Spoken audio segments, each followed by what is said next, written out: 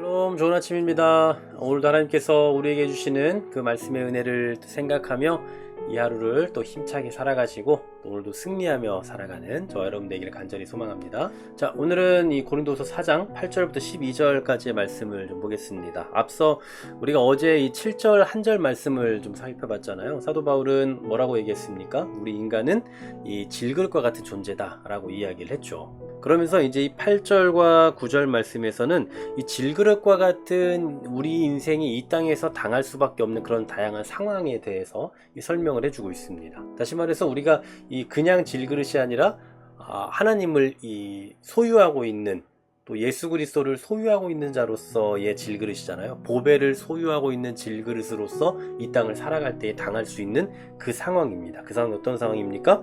우리가 사방으로 우겨쌈을 당하여도 쌓이지 아니하며, 답답한 일을 당하여도 낙심하지 않고, 박해를 받아도 버림받지 아니하며, 거꾸러뜨림을 당하여도 망하지 아니한다라고 말씀하죠. 자, 사도 바울이 당하고 있는 몇 가지 상황이 있습니다. 사방으로 우겨쌈, 그리고 답답한 일을 당하고요, 박해를 받고요, 거꾸러뜨림을 당하고 있죠. 자, 이것은 어떤 상황입니까? 이제 이 하나하나를 생각해 보자면 또 많은 시간을 할애해야 되겠지만, 그냥 얼핏 보더라도 그닥 좋은 상황은 아니에요. 굉장히 부정적인 상황들을 겪고 있는 겁니다. 그런데 문제는 이 땅에서 보배 되신 예수 그리스도를 주님으로 고백하는, 즉 보배를 품고 살아가는 그 질그릇으로 살아갈 때에 당하게 되는 그 상황이라는 거예요.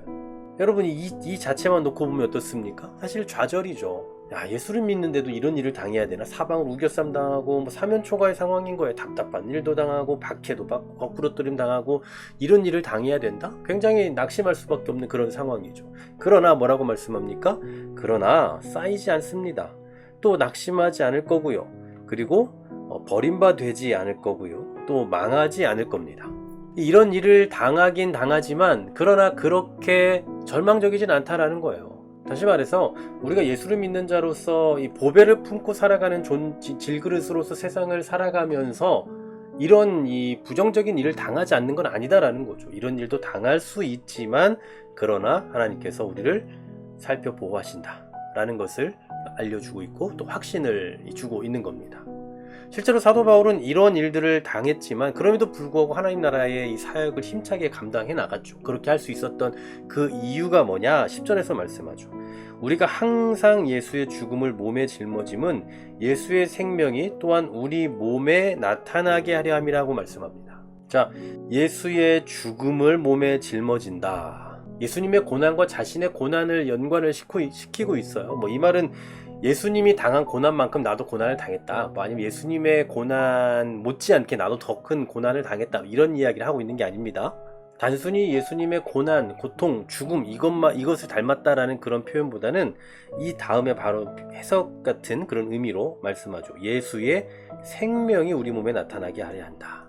갈라디아서의 표현에 의하면 예수의 흔적을 지니고 있다, 그 얘기입니다.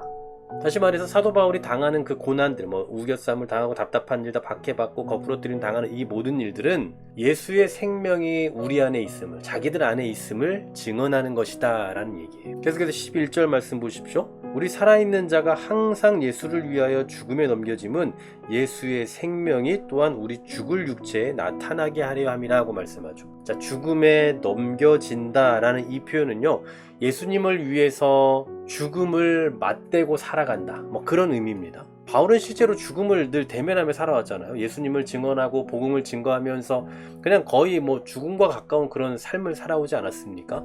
바로 그렇게 살아갔던 그 이유는 예수의 생명이 여기에 나타나게 하려 합니다. 자, 계속해서 같은 맥락이죠. 죽음을 몸에 짊어짐은 생명이 몸에 나타나게 하려 한다. 그리고 죽음에 넘겨짐은 생명이 나타나게 하려 한다. 갈라디아서에서 아까 말씀했던 것처럼 예수의 흔적을 지니고 살아가게 되는 그 이유, 바로 그것을 통해서 궁극적으로 예수 그리스도의 생명이 나타나게 하려 한다라는 사실이죠. 그러므로 사도 바울이 이렇게 많은 고난의 삶을 살았지만 그것이 갖는 의미는 뭐냐? 12절이에요. 사망은 우리 안에서 역사하고 생명은 너희 안에서 역사한다 라고 말씀하죠. 여러분, 이 말씀을 잘 보십시오. 사실은 십자가의 원리와 같습니다. 그러니까 주님의 삶과 같은 거예요. 사망은 우리 안에서, 생명은 너희 안에서. 즉 예수님께서 십자가를 지심으로 사망에 이르렀고 또 그것으로 말미암아 우리가 생명을 얻지 않았습니까? 그와 마찬가지로 사도 바울과 이 사도들의 그 고난과 또 그 약함으로 말미암아 고린도 교인들에게 그리스도가 전파되었다, 이 얘기예요. 물론 여기 이걸 오해하면 안 되죠. 뭐 사도 바울이 고난 당함으로 인해서 마치 예수님의 고난이 우리에게 구원을 가져다 줬던 것처럼 사도 바울의 고난으로 고린도 교회 사람들이 뭐 구원받았다, 이런 정도의 그런 이야기를 하고 있는 게 아닙니다. 사도 바울이 고난을 받으면서 고통 가운데서 복음을 증거했잖아요. 그리고 그것으로 말미암아 사람들이 구원에 이르게 되었던 거 아니겠습니까? 그 복음 전파로 인해서 고통을 감수하면서도, 그 고난을 감수하면서도 계속해서 그 복음을 전했고, 그로 말미암아 사람들이 구원의 역사가 있었던 것처럼 바로 사도 바울의 그 수고와 고난으로 인해 바로 생명이 너희 안에 역사한다 라고 그렇게 표현하고 있는 겁니다. 어쩌면 오늘 이 본문의 말씀이 이 십자가의 원리를 말하고 있는 것과 같다라고 볼 수 있을 것 같아요. 한 알의 밀이 땅에 이 씨앗이 떨어져서 죽어야만 열매를 맺는다라고 말씀하셨던 것과 같이 십자가의 정신으로 살아가는, 그 고난을 감수하면서 살아가는 그 복음 전파와 그 삶으로 인해서 사람들이 변화되고 구원의 역사가 일어나게 되는 거 아니겠습니까? 바로 십자가의 원리와 같은 거예요. 주님은 우리가 이 땅에서 이러한 삶을 살기를 원하고 계시고, 또 사도 바울도 어쩌면 이러한 것을 권하고 있는 걸지도 모르겠습니다. 희생 없는 섬김이라는 거 여러분 존재할 수 없죠. 여러분, 생명의 역사는요, 어떤 사람의 능력을 자랑하는 데서 나타나는 것이 아니고 십자가를 짊어지는 삶이 있을 때에 드러나게 되는 겁니다. 여러분, 교회 안에 서로 자기 자신을 자랑하고 능력이 많은 사람들만 존재한다면 그럼 여러분, 그 교회 안에서 생명력 있는 역사가 일어나겠습니까? 그 안에서 십자가를 지는 삶을 살아가고 자기 십자가를 지면서 살아가는 삶이 나타나야 그 안에서 생명의 역사들이 일어나는 거예요. 세상에서 이 갖고 있는 어떤 그런 나름의 조직과 그 체계가 교회 안에도 그대로 적용이 된다면 누가 교회에 와서 위로를 받을 수가 있겠습니까?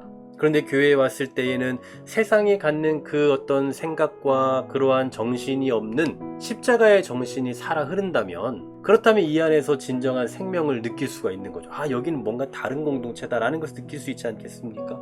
그러므로 생명의 역사는 사람의 능력을 자랑하는 데서 나타나는 것이 아니라는 거예요. 바로 십자가를 짊어지는, 각자의 십자가를 짊어지는 그 삶을 통해서 배움이 있고 그 안에서 생명의 역사가 나타나게 된다라는 사실입니다. 여러분, 우리가 어떻게 하나님의 보좌 앞에 나아갈 수 있었습니까? 바로 예수님께서 십자가에 죽으셨기 때문이에요. 고린도 교회 사람들이 이 연약함 속에서도 어떻게 구원받은 자로 살아갈 수 있겠습니까? 그들을 향한 사도 바울의 헌신과 사랑, 희생, 이런 것이 있었기 때문이겠죠. 그러므로 기억하십시오. 우리가 약해질 때에 예수 그리스도의 능력이 증언되고 나타나게 되는 겁니다.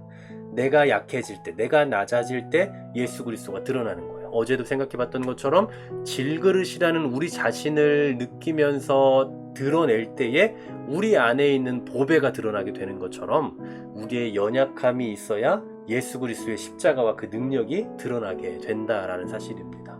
여러분, 살아가시면서 겸손하게 살아가고 양보하며 살아가는 거 얼마나 힘든 일입니까? 하지만 어쩔 수 없습니다. 우리에게 주어진 것은 바로 십자가의 삶이에요. 그리고 그 십자가의 삶을 살아갈 때에 비로소 생명의 역사가 나타나게 된다. 복음의 역사가 나타나게 된다. 이 사실을 잊지 마시고 우리가 살아가는 삶의 환경 속에서 이 십자가의 길을 걸으며 오늘 사도 바울이 고백했던 것처럼 겸손하게 이 십자가의 삶을 살아갈 때에 생명의 역사가 일어난다라는 것 잊지 않고 살아가시는 저 여러분 되기를 주의 이름으로 간절히 소망합니다. 하나님, 감사합니다. 오늘도 우리에게 이 놀라운 십자가의 은혜를 생각하게 하심을 감사를 드립니다.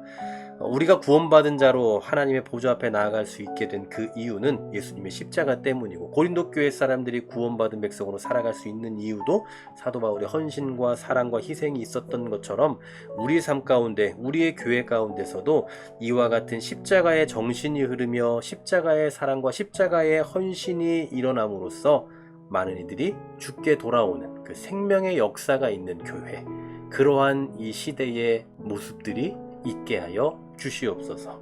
또한 그러한 주역으로 우리를 사용하시기를 소망하며 예수 그리스도의 이름으로 기도하옵나이다.